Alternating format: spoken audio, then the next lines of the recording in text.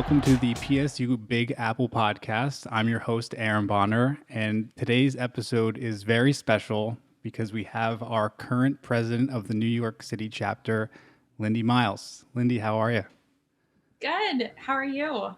I'm doing great. Excited to kick things off on our episode 0, where we wanted to basically give everybody an insight into what the podcast is going to be about, but more importantly, what the New York City chapter is about. So, what other way could we do it by bringing you on to kind of outline kind of what the chapter's like and what we offer to the New York City community? I guess we could start by giving everybody a little bit of background about yourself, perhaps, and then we can dive into some more things about the chapter. Sure. So I graduated from Penn State from the Eberly College of Science in 2009, and then went on to get my doctorate from Johns Hopkins School of Medicine. I have been working at Memorial Sloan Kettering Cancer Center now since 2013, and I currently do research on acute myeloid leukemia.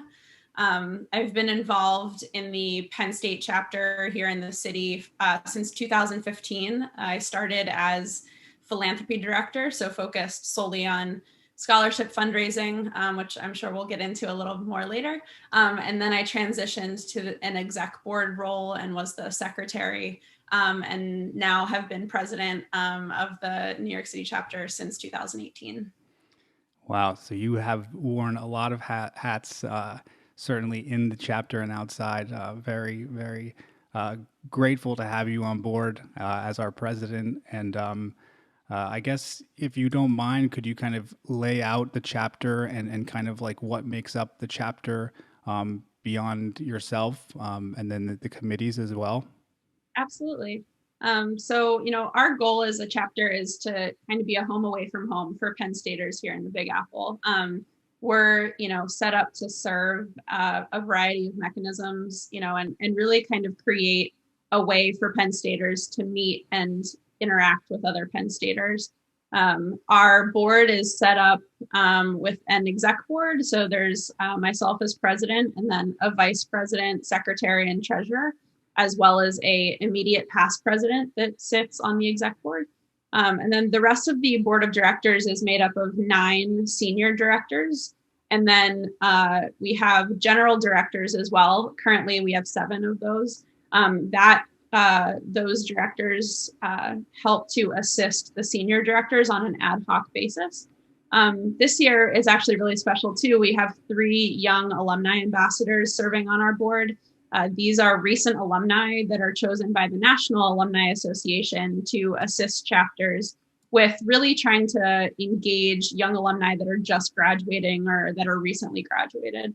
Our chapter is also unique in that we have an advisory board, which currently has 14 members that are co-led by our 2 past immediate presidents. This is made up of an esteemed alumni group who provide guidance, feedback, and support to our chapter board in terms of helping to plan our bigger events and really kind of focus our larger initiatives, and also give us access to their large network of Penn State alumni. Wow.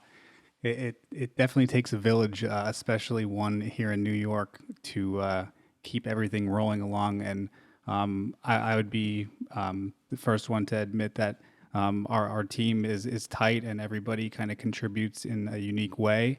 And some of those people that contribute allow for some of the events that we do. They help contribute to our all the accomplishments we put together every year.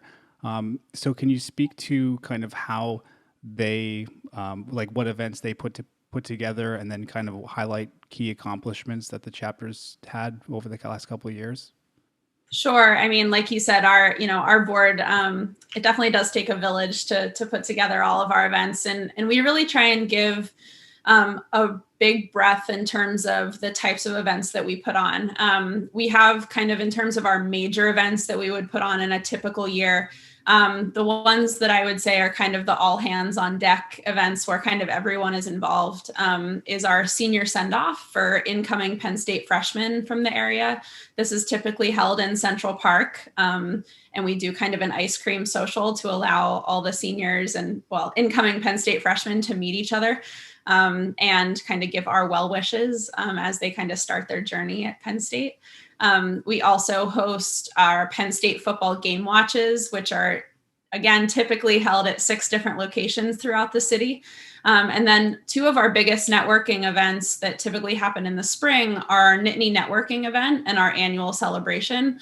Both of these are, kind of career development focused. And we usually have an average of about 100 alumni at each one. And then lastly, kind of what kind of usually closes out our event season is our golf tournament. Yeah. And so these, those are kind of our typical, our larger events, I would say, the ones that we kind of, really focus on throughout the entire year. But in a typical year, we hold, usually one event per week, which is keeps us very busy, as you know, very well. Yeah. Our chapter has had the honor of being named an ELM level chapter, which is the highest group level of distinction that is given by the National Alumni Association. This is based on what our calendar consists of. It's based on kind of a tiered system that we have to, reach a certain number of events and kind of initiatives each year. And so we've held the highest group level of distinction since the 2013-2014 fiscal year, which is really great. And then we were also recently awarded the 2019 Young Alumni Involvement Award and the 2020 Professional Development Award by the National Alumni Association. And both of these are really highlighting and showcasing kind of our outstanding calendar of events that all of our board members put together each year to, either engage young alumni specifically or to kind of identify multiple avenues of professional development and networking. Yeah, there's definitely a lot of hardware that we have that kind of outlines our chapter at different levels. But one thing that I think is important to speak to is our philanthropic efforts. And, if you can highlight a high level version of that to share with the audience, that would be great. Yeah, sure. I mean, fundraising for our chapter scholarship fund is another one of our big focuses. And this has really been a focus since I joined the chapter. We kind of made it one of our, really our main focus since I've been involved as philanthropy director. Thanks to our generous donors and all of our fundraising initiatives that we put on every year, we've actually been able to donate over $50,000 each year since 2017 to our endowment, which is it's kept by the National Alumni Association and the university. Our chapter scholarship fund is awarded to deserving incoming freshmen from the 5 boroughs and Westchester areas, and it helps them to ease their financial burdens in attending Penn State. Obviously, out-of-state tuition is pretty crazy these days. So we, try and help as much as we can in kind of helping to ease their financial worries and kind of tuition amounts. The scholarship fund was actually is named in honor of Michael D. Ferrugio, who is a past New York City chapter president and Penn State alumni who passed away in 9/11. So after his death, the scholarship fund was actually renamed in his honor so that we could continue his legacy of success with honor. He definitely was a Penn Stater through and through. He bled blue and white and, really liked helping the next generation to kind of achieve the dreams that they had. So we hope to continue that and help incoming freshmen, attend Penn State. This August, we actually awarded almost $11,000 to 3 incoming freshmen, which was our highest amount that we've awarded to date, which it's always great to kind of see that number rise every single year. It makes us feel like we're, really kind of making an impact. But, outside of our chapter scholarship, we do fundraise for both Fawn and the Hope Gala, which is a nonprofit that was initially started by the chapter about 12 years ago now, which performs year-round fundraising for Four Diamonds and pediatric cancer. And then we also support other nonprofits in the city. And that is through a lot of our community service efforts, either directly fundraising for them or by hosting community service type events like card writing for the elderly and military veterans, or promoting and volunteering at kind of their own events, obviously in a year when we can do in-person type events. Yeah, that was my next question. Obviously this year has been challenging on so many different levels. Comparatively, what has this year been like, and what is a typical year kind of structured? Perhaps what we're looking into for next year after we have some kind of normalcy. Yeah, this year is very different in a lot of ways. Typically, a typical year between the end of August and beginning of June, we host about one event per week. So all of our board members are constantly moving, constantly planning, constantly putting on events for alumni. Every football Saturday, we're hosting game watch events at 6 different bars throughout the city. And these events kind of encompass multiple different focuses. So they are, go from sports focused and having intramural sports teams to networking events or, professional development panels to community service and fundraising events. COVID, unfortunately, has halted all in-person events for us until further notice, and that has been the case since March of this year. We, unfortunately, right now don't have any idea when in-person events will be able to start back up.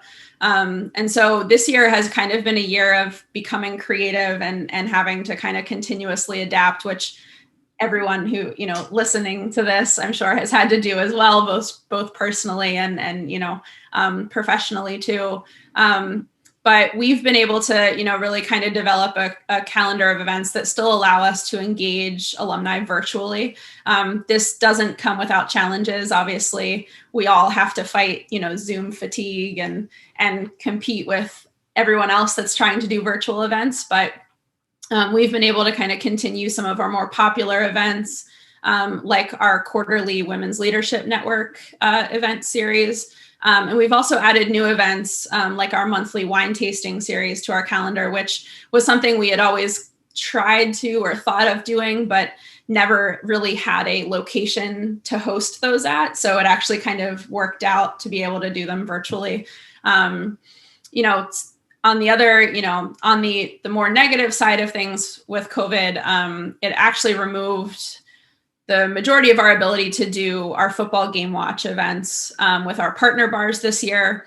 That has not only put a huge, dent into our fundraising capabilities, but also a huge financial dent with our partner bars, since a lot of their big events during the fall are really our game watch events every Saturday, and our alumni, kind of visiting the bars to watch the games. So, just a shout out to our partner bars, which all of them are so awesome and give us so much support. So we're hoping we can, continue to support them through this pandemic and hope that they're, around when everyone can go back to in-person dining so that we can all enjoy them, hopefully for the 2021 football season.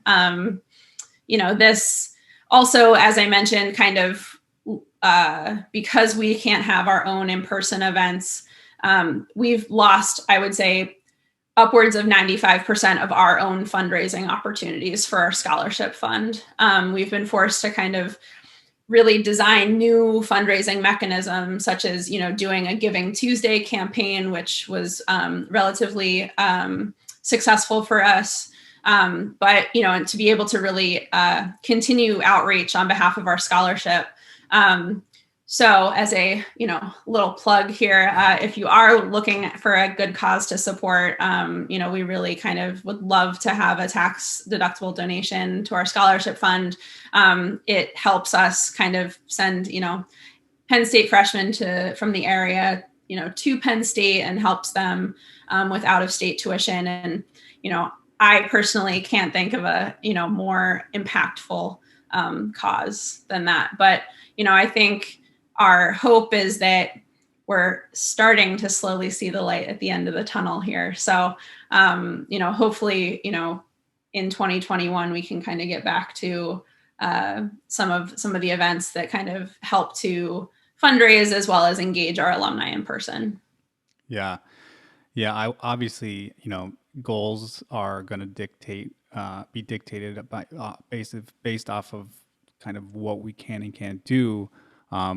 But as things look to progress into the new year, and things start to slowly open up, do you have any goals for the chapter and kind of how they would look given the current state of affairs?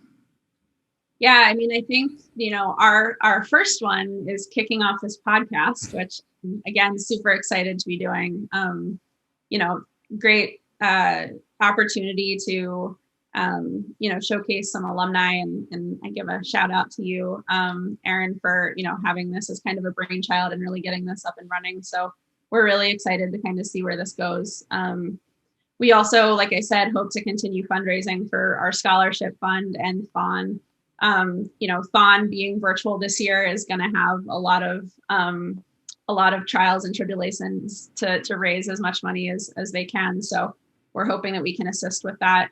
And I think, our biggest challenge is going to be identifying events and event series that we can hopefully transition to in-person events when the time comes, and whether we keep a virtual aspect to some of our events.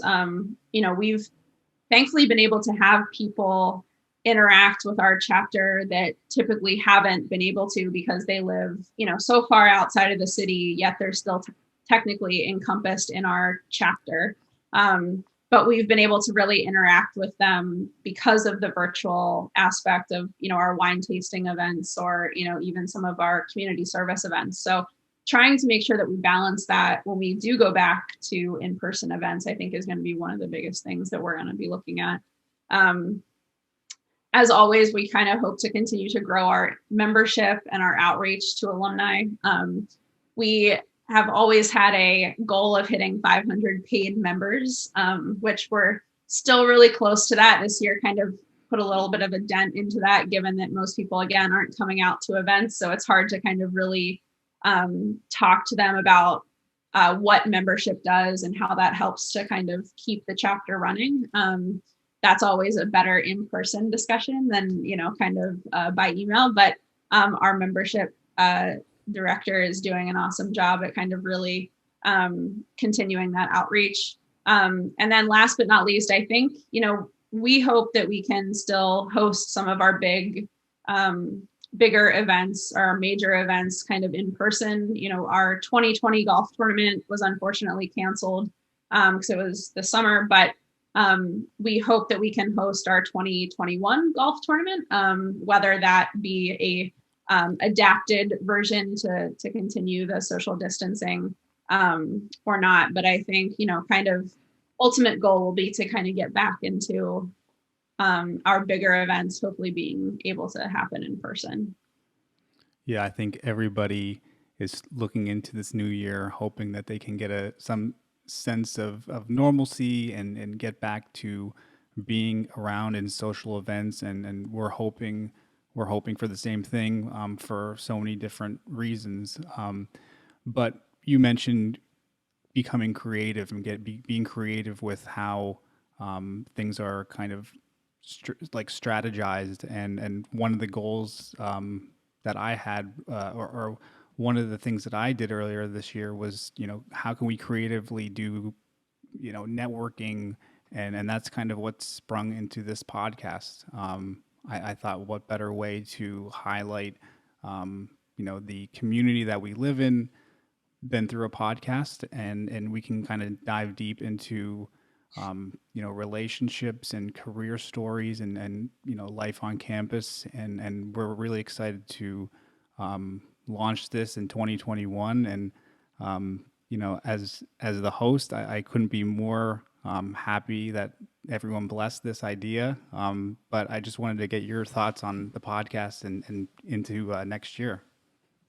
Yeah, I mean, it's crazy to think that in the Big Apple, there's more than 15,000 Penn State alumni, right? And there are so many interesting Penn Staters that have made the Big Apple their home, either personally or professionally or both. And for the longest time, our chapter has been really trying to figure out a way that we can showcase some of these people's stories and their careers, and we've tried a few different things, and it's kind of been one of those, this worked for a little bit and then we kind of lost track of it.